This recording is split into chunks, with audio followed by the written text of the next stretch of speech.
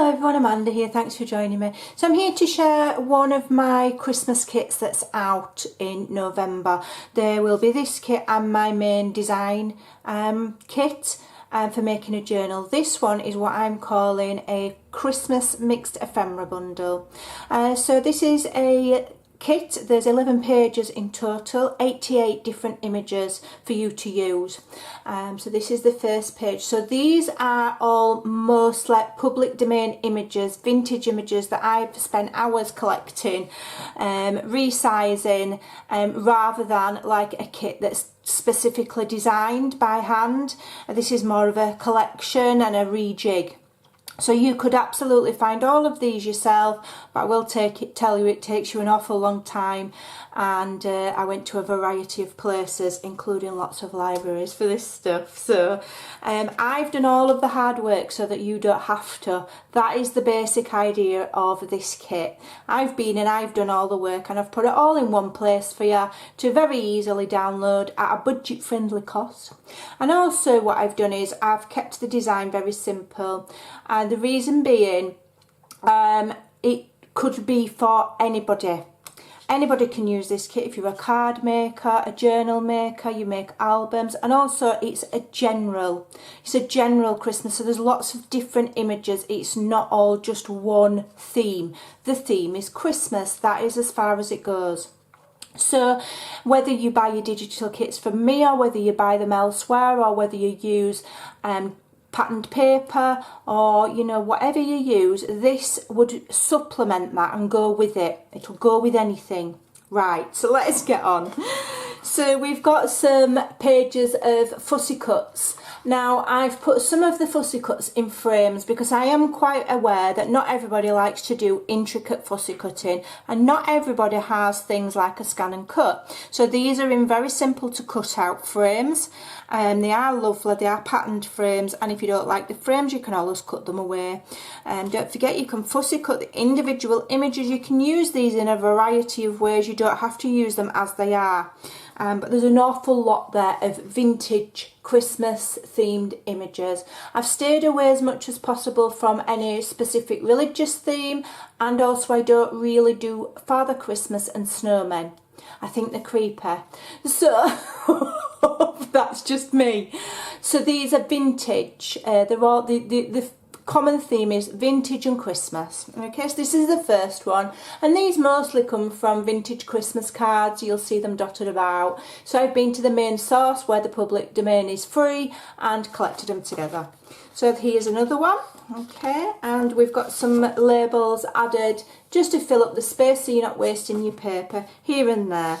Okay, and these ones here, I have actually made those myself. So those aren't just collected and collated. I've designed those ones. So there we've got some more. Lovely, as you can see, all different themes, but all with a vintage feel. And then here, if you do like to fussy cut and you don't mind, or you've got a scan and cut, these ones are a little bit more intricate, apart from these frames which are just a square. So we've got some lovely decorative items there, some items that I've digitally removed from things, or if I've not done it then my friend Lou has done it. So we've digitally removed these from other images. I added some butterflies. Now I don't think Christmas is really a time for butterflies, but everybody loves butterflies, don't they? So I've just put a few on in red, just in case anybody wants any. Okay, now here we've got some vintage postcards. They're French. These are all public domain again. My printer's printing with lines in. I think it needs the heads cleaning. Beautiful. All you've got to do is cut them out round the corners, maybe add some paper to the back, or if you like me and you laser, print it on cardstock, then you don't have to back it with paper and it saves you time. Then I've collected some just bits and bobs of paper ephemera that's a little bit larger than fussy cutting elements to add in pockets and tucks and envelopes. So here we've got some Christmas advertisements. This is cover for Christmas music. This is actually a document for a trademark for Christmas candles that I found in a public library.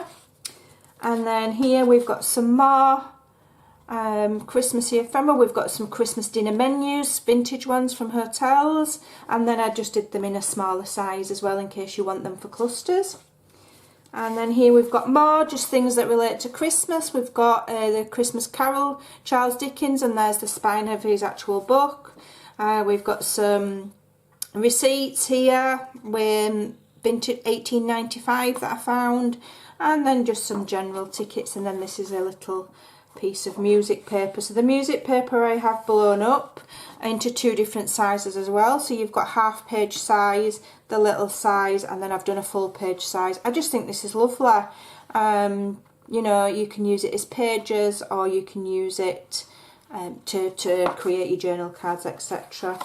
Here's another one that I found in a library. This is the Christmas Ball. So that's the cover of the music book, and that's the page, 1 page of the music, and I have blown that up because not everybody can get hold of music paper, so I have blown it up so that you've got it in various sizes. And then again, I've blown up, this is music paper, vintage music paper, so I've blown that up. You could even just fold that in half and it would be a journal page, whatever you like, but there's 11 pages there.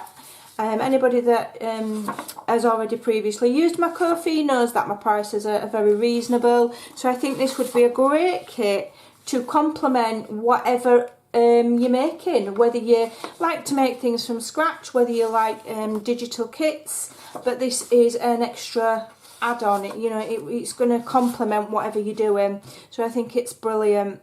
And there was one other thing I was just going to say as well. I do use Ko-fi and not Etsy. So the mode of payment over there is PayPal. PayPal is very safe, as long as you're careful. You don't give anybody your login details. And I also have 2-step verification on mine. So every time I go in my PayPal, it sends me a message on my mobile phone, and I have to put a code in. It can be a bit annoying, to be honest, but yeah. And if you do purchase your items from Ko-fi, the files are sent to the email that your PayPal is registered in, and that's where it's slightly different, I think, from Etsy. I'm not sure, but that is the email. So some people have more than one email, you see, so that is where it will get sent to, for anybody that's wondering. And so yeah, there we go. So if you don't have PayPal, unfortunately at the time being, that's the only mode of payment that I take. So yeah, so I hope you'll come and check this out. I'm going to be fussy cutting all of these out because I'm going to be starting my Christmas journal this week. I'm going to be doing some tutorials, and I'm doing a different kind of journal yet again this time, so keep watching. Thanks for joining me, and I'll see you again soon. Bye for now.